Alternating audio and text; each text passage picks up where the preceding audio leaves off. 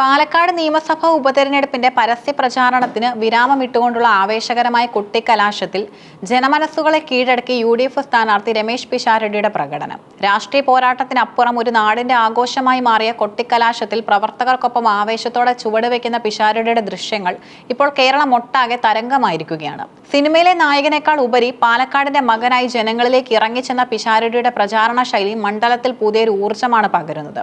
പാലക്കാട് നഗരത്തെ ഇളക്കി മറിച്ചുകൊണ്ടായിരുന്നു UDFന്റെ കൊട്ടിക്കലാശം നടന്നത്. ആയിരക്കണക്കിന് പ്രവർത്തകർ അണിനിരന്ന റാലിയിൽ തുറന്ന ജീപ്പിന് മുകളിൽ കയറി നിന്ന് സ്ഥാനാർത്ഥി രമേശ് പിഷാരടി തന്റെ ചടുലമായ നീക്കങ്ങളിലൂടെ ജനങ്ങളെ ആവേശത്തിലാഴ്ത്തി. പാലക്കാട് MP VK ശ്രീകണ്ഠനൊപ്പം കൈകൾ കോർത്തു പിടിച്ചും പ്രവർത്തകർ അഭിവാദ്യം അർപ്പിച്ചും പിഷാരടി നടത്തിയ ആവേശ പ്രകടനം തിരഞ്ഞെടുപ്പ് പ്രചാരണ ചരിത്രത്തിലെ തന്നെ വേറിട്ടൊരു കാഴ്ചയായി മാറി.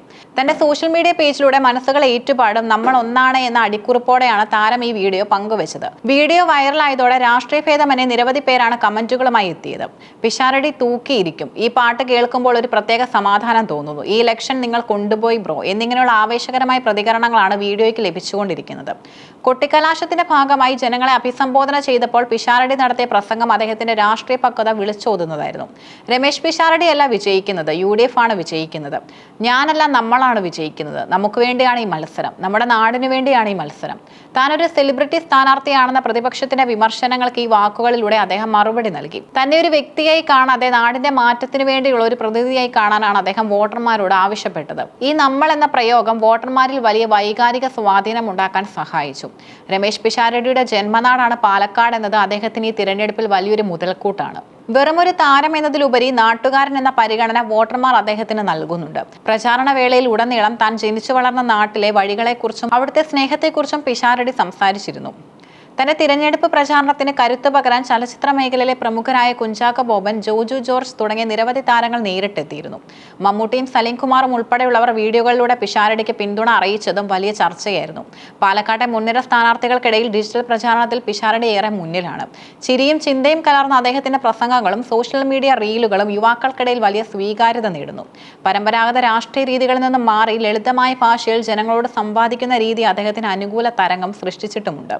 ശോഭ സുരേന്ദ്രന്റെ പണം വിതരണ ആരോപണം പോലുള്ള വിവാദങ്ങൾക്കിടയിലും അത്തരം ചെളിവാരി എറിയലുകൾക്ക് നിൽക്കാതെ പോസിറ്റീവ് പ്രചാരണത്തിലാണ് പിഷാരടി ശ്രദ്ധ കേന്ദ്രീകരിക്കുന്നത്. പ്രതിപക്ഷ പാർട്ടികളായ BJPയും LDFും ശക്തമായ പ്രചാരണം കാഴ്ചവെച്ചെങ്കിലും UDF ക്യാമ്പിൽ പിഷാരടിയുടെ ഈ എനർജി വലിയ ആത്മവിശ്വാസമാണ് നൽകുന്നത്. VK ശ്രീകണ്ഠൻ MPയുമായുള്ള പിഷാരടിയുടെ ആത്മബന്ധം കോൺഗ്രസ് പ്രവർത്തകർക്കിടയിലെ ഐക്യം ദൃഢമാക്കി.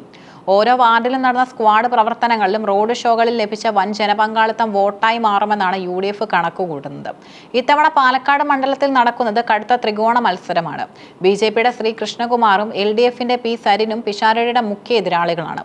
BJPക്കെതിരെയും CPMനെതിരെയും കൃത്യമായ രാഷ്ട്രീയ വിമർശനങ്ങൾ ഉന്നയിക്കുമ്പോൾ തന്നെയും വ്യക്തിപരമായ അധിക്ഷേപങ്ങൾ ഒഴിവാക്കാൻ പിഷാരടി ശ്രദ്ധിച്ചു. പണം വിതരണ വിവാദം BJPയെ പ്രതിരോധത്തിലാക്കിയപ്പോൾ അത് വലിയൊരു ചർച്ചാ വിഷയമാക്കാൻ കോൺഗ്രസിന് സാധിച്ചു. ഇതിനെല്ലാം മറുപടിയായി തന്റെ ജനകീയതയും സ്വീകാര്യതയും തെളിയിക്കുന്നതായിരുന്നു പിഷാരടിയുടെ കൊട്ടിക്കലാശത്തിലെ പ്രകടനം. പാലക്കാട് ഉപതെരഞ്ഞെടുപ്പിന്റെ ഫലം എന്തുതന്നെയായാലും രമേശ് പിഷാരടി എന്ന സ്ഥാനാർത്ഥി നടത്തിയ പ്രചാരണ ശൈലി കേരള രാഷ്ട്രീയത്തിൽ ഒരു പുതിയ മാതൃകയാണ്. ചിരിച്ചും ചുവട് വെച്ചും ജനങ്ങളിലേക്ക് ഇറങ്ങിച്ചെല്ലുന്ന ഒരു നേതാവിനെയാണ് പാലക്കാട് കൊട്ടിക്കലാശത്തിൽ കണ്ടത്.